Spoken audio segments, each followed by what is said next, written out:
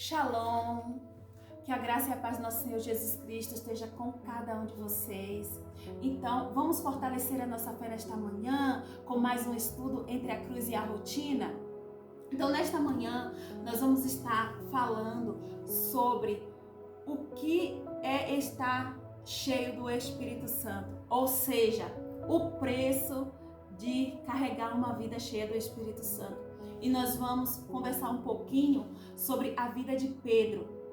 Abra sua Bíblia em Atos, no capítulo 2, a partir do versículo 14 a seguir. Vamos ler rapidamente, amém? E diz assim: Pedro, porém, pondo-se em pé com os 11, levantou a sua voz e disse-lhes: Estes homens não estão bêbados como vós pensais, mas isto é o que foi dito pelo profeta Joel.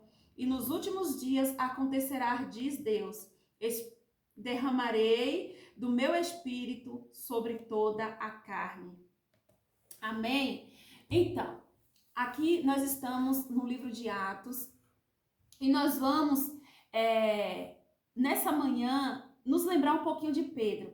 E quando nós chegamos aqui no Pentecostes, nós vimos aqui um Pedro corajoso, um Pedro destemido, um Pedro falando ousadamente às pessoas. Só que antes disso, Pedro, ele era um homem impulsivo, ele era um homem que ele negou a Jesus por medo, mas hoje a gente vê que o Espírito Santo, ele moldou a Pedro. O Espírito Santo transformou o temperamento, o caráter, ou seja, transformou o coração do discípulo. E nós vamos agora, dentro dessa passagem que nós acabamos de ler. Pedro, ele acaba de sair ali na porta do templo, ali na porta do cenáculo, onde estavam os 120 ali, foram revestidos do poder de Deus, através da promessa que Jesus fez a cada um deles ali, que ele subiria aos céus e ele enviaria ali o Consolador. Então ali se cumpriu, só que as pessoas que passavam ali achavam que aqueles homens estavam bêbados. E Pedro, com muita ousadia, falou a todas aquelas pessoas. E Pedro ministrou a palavra de Deus. E Pedro falava para aquelas pessoas que eles não estavam embriagados, mas eles estavam cheios do Espírito Santo, e que eles viessem arrepender dos seus pecados, porque Jesus tinha sido ressuscitado, tinha voltado aos céus, estava à direita do Pai, e agora eles estavam ali pregando a mensagem da cruz. Então a gente vê que logo depois a palavra de Deus vai relatar em seguida que mais de 3.000 pessoas aceitaram a Jesus ali naquela manhã do Pentecostes. E agora, o que acontece com Pedro cheio do Espírito Santo? Quando nós estamos cheios do Espírito Santo, a nossa vida, ela vai chamar a atenção daqueles que odeiam Jesus. Aqueles que odeiam Jesus, aqueles que não querem ouvir falar de Jesus. Quando ela encontra conosco, que ela enxerga Jesus em nós, ela vai ficar com muita raiva. E foi o que aconteceu com os fariseus, com os saduceus, quando eles viram ali Pedro pregando Jesus daquela forma, falando de Jesus, eles ficaram irritados. E eles começaram a pensar em uma forma de calar os discípulos. O que eles não estavam entendendo nada, eles já tinham matado, crucificado o mestre deles. Então eles acharam assim: nós acabamos com aquele que era o cabeça, o líder, então agora acabou-se os nossos problemas. E agora quando eles vê Pedro sendo levantado e está ali diante daquela multidão, falando de Jesus e as pessoas aceitando a Jesus e seguindo ali a Pedro, eles ficam novamente muito enfurecidos. E a gente vê que Pedro, ele continua ousadamente falando em nome de Jesus. E ali, quando a gente chega no capítulo 3, a gente vai ver Pedro e João chegando à hora nona na Porta Formosa. E ali Pedro encontra com aquele homem coxo há mais de 38 anos. Todos conheciam aquele homem ali. E quando Pedro chega para eles assim, ó, eu não tenho ouro, eu não tenho prata, mas o que eu tenho, isto eu te dou. Em nome de Jesus, levanta-te e anda. Aquele homem se levantou e entrou para dentro da porta do templo, cantando, louvando e glorificando ao Senhor. E o que aconteceu? Todos que estavam ali ficaram atônitos. Todos que estavam ali ficaram sem, assim, entender o que aconteceu. Imediatamente aquelas pessoas pensaram que foi Pedro que realizou aquele milagre. E já queriam adorar a Pedro, mas Pedro, cheio do Espírito Santo, Pedro, ele sabia que não foi através dele. E Pedro, de imediatamente, continuou pregando a mensagem, falando de Jesus àquelas pessoas. E ali Pedro já aproveitou o milagre, porque o que nós entendemos nesta manhã, que todo milagre, ele acontece para que o nome de Jesus seja glorificado. Todo milagre, ele acontece para confirmar as palavras de Jesus. Então a gente vê que Pedro, ele sai ali do Pentecostes, cheio do Espírito Santo. O Espírito Santo introduz nele as palavras de sabedoria. Ele prega às pessoas se convertem a Jesus. E logo depois, aí vem o milagre, a cura física, para confirmar o poder de Pedro. O poder de Deus na vida de Pedro. Para confirmar o evangelho. Então, todo milagre, ele é para uma confirmação da palavra de Deus, da pregação, da mensagem da cruz.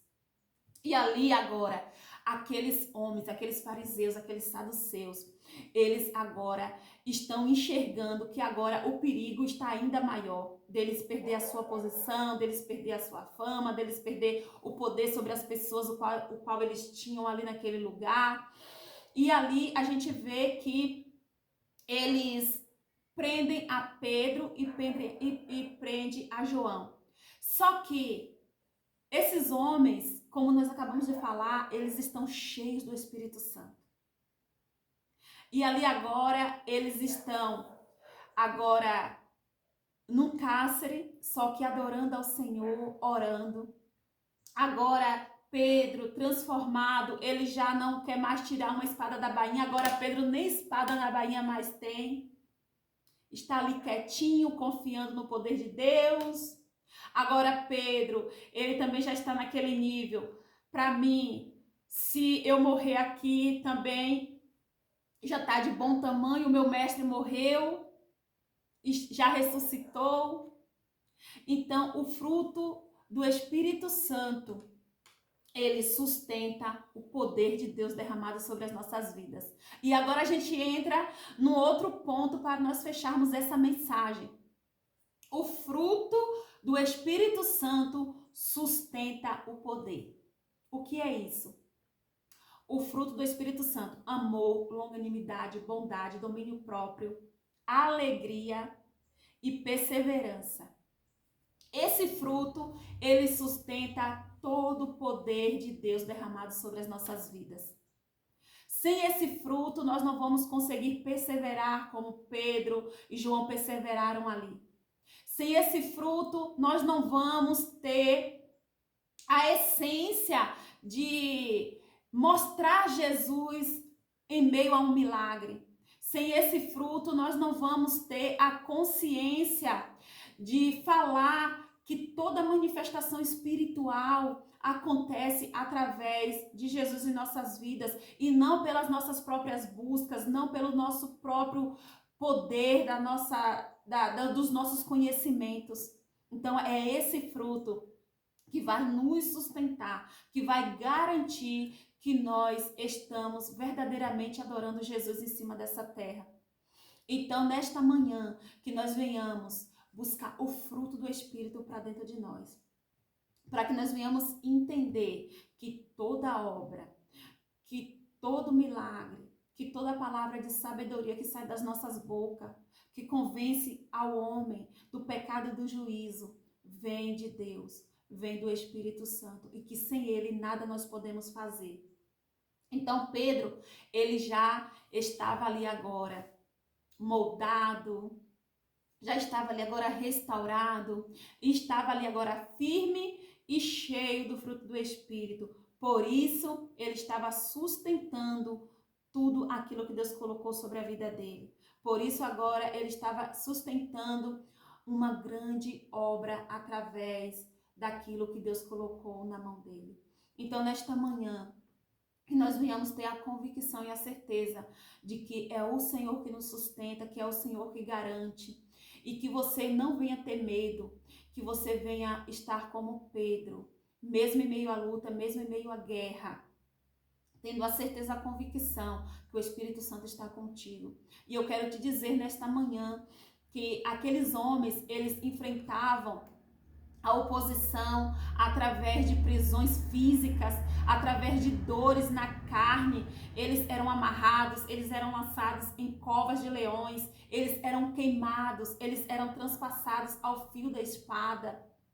Mas eu quero chamar a atenção nesta manhã que as nossas prisões, as nossas oposições, elas vêm de uma forma silenciosa e invisível. A palavra de Deus, lá em Efésios, no capítulo 6, no versículo 10 a seguir, vai dizer que a nossa luta, vai dizer que nós devemos lutar aqui é contra potestades, contra principados e dominadores desse mundo nas regiões celestiais. A nossa luta hoje não é mais contra a carne nem o sangue. Então, a nossa luta hoje se encontra internamente dentro de nós. É a nossa corrida pelas coisas, pelas conquistas terrenas, a qual nosso coração se acelera e traz ansiedade para conquistar. O medo de não conseguir dar a escola, a faculdade que o filho precisa. O medo de não conseguir pagar as parcelas no final do ano, da casa, do carro. Então tudo isso vai trazendo uma prisão espiritual, aonde a gente agora já não consegue mais ter paz e ter alegria que está dentro, que é o fruto do Espírito Santo. A gente não consegue mais ter domínio próprio sobre os nossos pensamentos. E isso traz uma cerca em volta de nós. E quantas pessoas estão presas espiritualmente? Então, nesta manhã, busque o fruto do Espírito para que você se fortaleça, para que você tenha a capacidade de estar dizendo não para essa oposição. Dizendo não quando a tua mente diz que você tem que ficar parado. Dizendo não quando a tua mente, as tuas emoções dizem para você se trancar dentro de um quarto. Dizendo não quando a tua mente diz que você tem crise do pânico. Dizendo não para tudo isso. Porque é nessas prisões hoje que o inimigo está prendendo a muitos que o Senhor levantou, como levantou a Pedro, como levantou a Paulo e a muitos outros. Então não te esqueça nessa manhã. Busque o fruto do Espírito, porque o fruto do Espírito sustenta todo o poder e autoridade que Ele nos ortogou em cima dessa terra. E não vai ter oposição que vai nos parar se nós estivermos cheios do Espírito Santo. Amém? Se essa palavra falou ao teu coração nessa manhã, então compartilha com outras pessoas e siga as nossas redes sociais.